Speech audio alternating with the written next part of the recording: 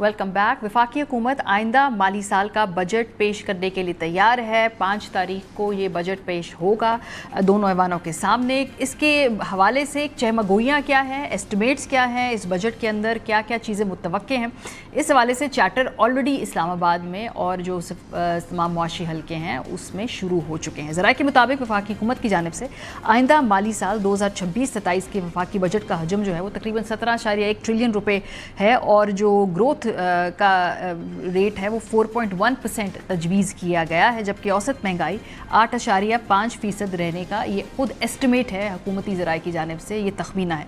अगले माली साल का बजट पेश करने के लिए वफाकी हुकूमत की जानिब से कौमी असम्बली और सेनेट के बजट इजलास 5 जून को तलब कर लिए गए हैं।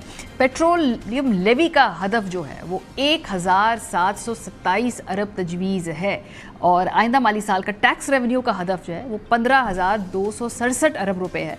वफाकी PSDP का हजम जबकि 1.1 ट्रिलियन रुपए तक मुतवक्के है। कर्ज़ों पर सूद के लिए हम देख रहे हैं 7,824 अरब रखने, दिफाई शोबे के लिए 2,665 अरब रखने की तजवीज़ है। नॉन टैक्स रेवेन्यू का हदफ 2,768 अरब रुपए मुतवक्के है और ज़राए का कहना है कि आइंदा माली साल के वफाकी बजट में सरकारी मुलाजमीन की तनख्वाहों और पेंशन में भी इजाफे का इम्कान हो सकता है, क्योंकि हम देख रहे हैं कि बजट से पहले हुकूमत और सरकारी मुलाजमीन के दरमियान इस वक्त की गुफ्तगू हो रही है, इस वक्त आपस में बैक एंड फोर्थ डायलॉग हो रहा है। हुकूमत ने मुलाजमीन और पेंशनर्स को महंगाई के तनासब से रिलीफ देने का सिग्नल दिया है। लेट्स सी कि वो उस बजट में होगा या नहीं। ताहम सरकारी मुलाजमीन जो है वो चाहते हैं कि तनख्वाहों में और पेंशन में मजीद इजाफा हो, जिसमें हम देख रहे हैं कि सरकारी मुलाजमीन की तंजीम की जानिब से भी बजट से एक रोज़ पहले वजारत ख़जाना और बजट वाले दिन पार्लियामेंट के सामने धरना देने का भी इंदिया दिया गया है। दूसरी तरफ वफाकी वज़ीर ख़जाना ये क्लेम करते हैं कि कम से कम बोझ अवाम पर डालेंगे। ऑफ कोर्स एक सियासी स्टेटमेंट है, ये एक रस्मी स्टेटमेंट है। एक वफाकी वज़ीर ख़जाना क्या ये कहेंगे कि हम सारा बोझ अवाम पर डाल देंगे, लेकिन बहरहाल जो उन्होंने इस हवाले से क्लेम किया आपको सुनवाते हैं।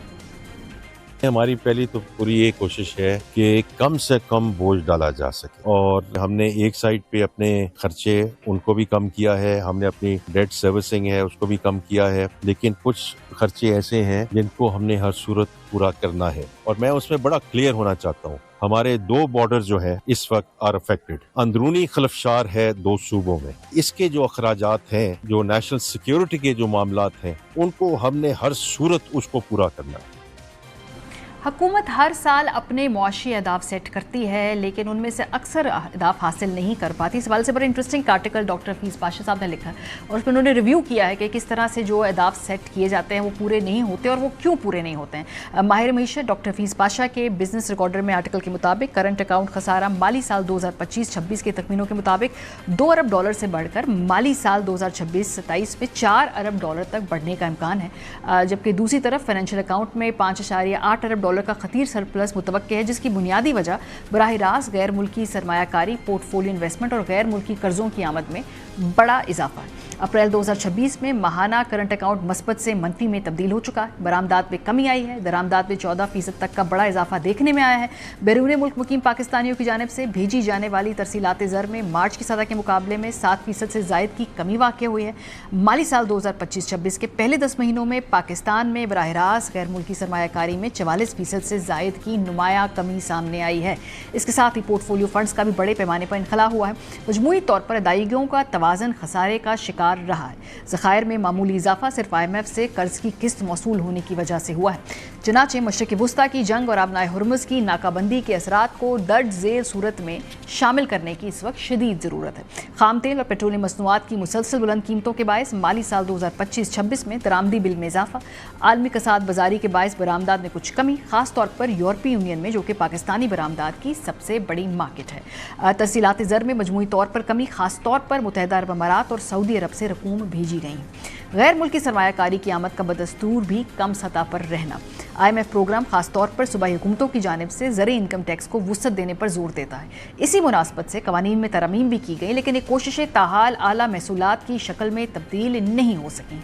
बड़े ज़री जागीरदार और इशराफिया की जानिब से रियासती निज़ाम पर तसल्लुत का सिलसिला भी जारी है। बुनियादी सवाल ये है, क्या सूबाई हुकूमतें माली साल 2026-27 में इस शोबे से महसूलात हासिल करने के लिए संजीदा कोशिशें करेंगी? अगर ज़री आमदनी में भी दीगर ज़ाती आमदनी की तरह टैक्स लागू किया जाए तो शोबे में 800 अरब रुपए से ज़ायद की टैक्स वसूली की वसी सलाहियत मौजूद है। वफाकी वज़ीर ख़ज़ाना कहते हैं कि इस मरतबा टैक्स नेट बढ़ाने पर जो उनकी तवज्जो मरकूज़ तो है, लेकिन कोई नया टैक्स नहीं लगने जा रहा, जबकि जो दीगर बाहिर मईशत है वो इस बात से एग्री नहीं करते। खुर्रम हुसैन साहब ने लिखा है आज डॉन में अपने आर्टिकल में, उनके मुताबिक हुकूमत की मौशी पॉलिसी पर नज़र डालें तो लगता है कि टैक्स नेट को वसी करने की पॉलिसी को पसे पुश डाल दिया गया है। अब हुकूमत ज़्यादातर टैक्स डीपनिंग यानी पहले से टैक्स देने वालों से मजीद टैक्स वसूल करने पर तवज्जो दे रही है। अगर इसका मकसद टैक्स निज़ाम को बेहतर बनाना है तो ये अच्छी बात है, लेकिन ये नए शोबों को टैक्स नेट में शामिल करने का मुतबादिल नहीं बन सकती है। आने वाला बजट इस गलती को दुरुस्त करने का एक मौका है, और अगर हुकूमत जायदाद और रिटेल जैसे शोबों को टैक्स निज़ाम में लाने के बजाय मौजूदा टैक्स दहंदगान पर ही मजीद बोझ डालती रही तो मईशत के मसाइल बरकरार रहेंगे। सिर्फ ज़्यादा आमदनी हासिल करने के लिए बार बार उन्हीं लोगों से टैक्स लेना दुरुस्त पॉलिसी नहीं, इससे निज़ाम कमज़ोर हो सकता है और मुस्तकबिल में बड़े मसाइल पैदा हो सकते हैं। हुकूमत आज इस्लाहात के सियासी नुकसान से बचना चाहती है, लेकिन ऐसा करने से कल ज़्यादा बड़ा और तकलीफ दे बहरान सामने आ सकता है।